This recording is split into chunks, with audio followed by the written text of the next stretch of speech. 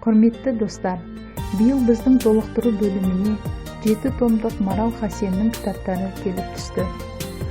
Бар саналы ғұмырын қасиетті сөз өнеріне арнаған жазушы-публицист, аудармашы Марал Хасен артына мәйекті де мол мұра қалдырды. 1963 жылы аудандық Жанархан мен Новая Степ газеттерінен еңбек жолын бастап, журналистиканың барлық дерлік жанрларында қалам тербеді. Қолдарыңыздағы мына кітапта қаламгердің әр жылдары жазған мақалалары, әңгімелері, белгілі тұлғалардан алған сұхбаттары топтастырылған.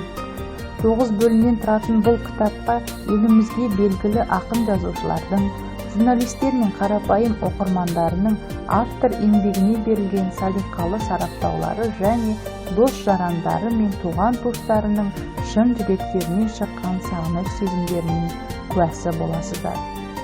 Осы кітапты оқи отырып, автордың қарым-қабілетін толықтай түсінуге және бағалауға мүмкіндік аласыздар. Егер сіздерді бұл әдебиеттер қызықтырған болса, біздің кітапхана есігі әрқашан ашық.